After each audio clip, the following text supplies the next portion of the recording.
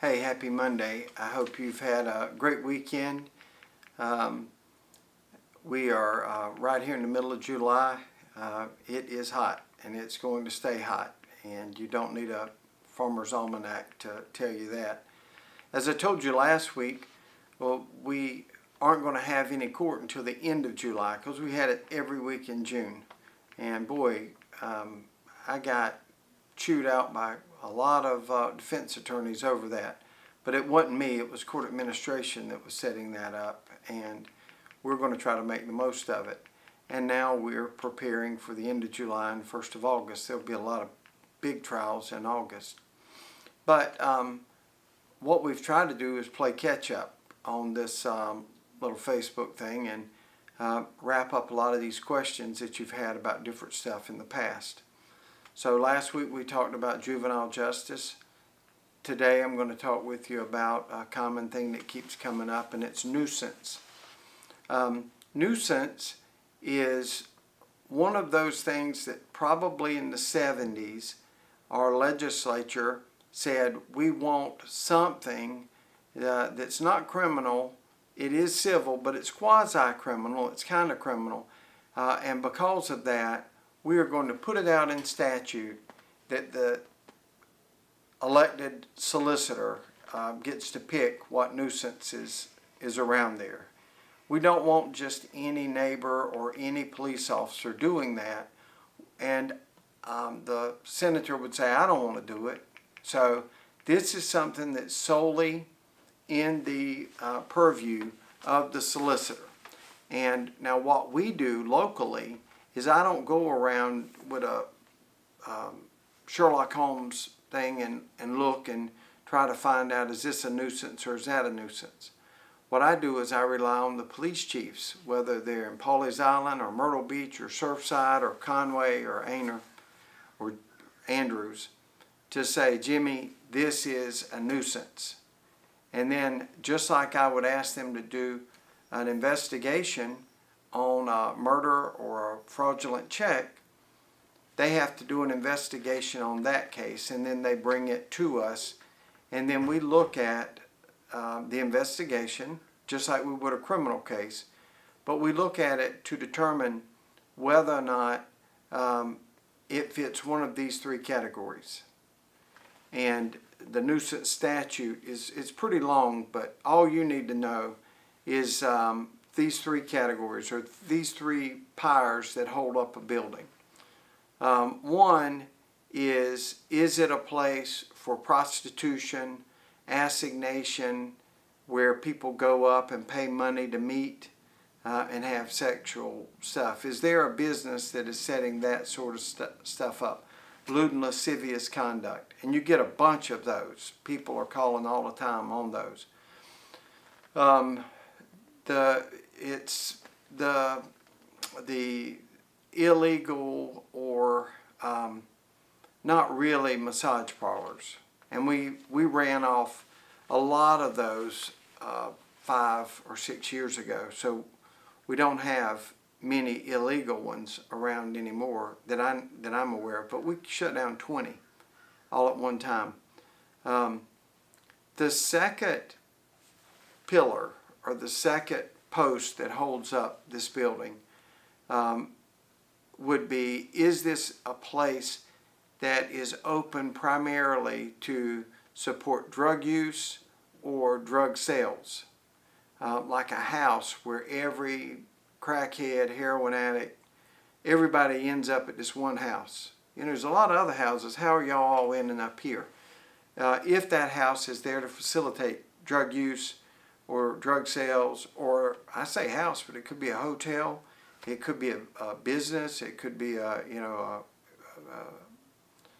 convenience store, any of those things. Is that there for the sale or use of drugs? A crack house, a heroin den. And the third thing is what we call general nuisance, which is this place causing such trouble that the police can't really do their job?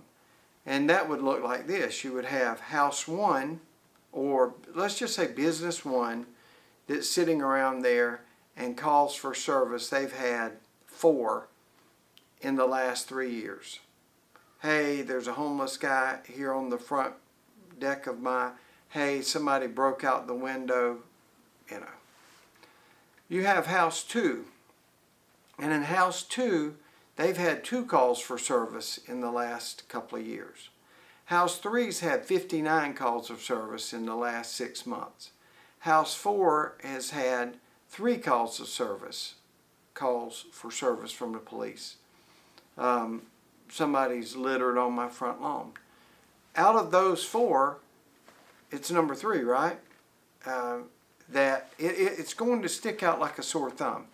If it's 2, 3, 8, 4, that don't do it. But if it's 2, 4, 59, 4, that is a nuisance. That's under the general nuisance statute, or at least enough to look at. And y'all, generally speaking, every time that we go forward with one of these actions, there's going to be blowback on either side. Everything I do gets criticized a lot. And I read the comments and know about it. But for the people that are living on the ground, they're like, thank you. I get calls all, thank you, thank you, thank you. We can't run a business because business 3 is constantly messing up. Me and business 2 are doing great. We're trying to do as much. We love the flag and all of that. But business 3 has always been a problem. Usually business 3's landlord will say, thank you. We've been trying to get business 3 out of here for a long time. They are a terror. So it's not like we're going out and picking a particular business. That business, through their actions, usually picks themselves. And the chief of police and the neighbors and the people that are landowners or business owners or landlords, or property managers, they're saying, cheer you on, anything you need from us, we'll do.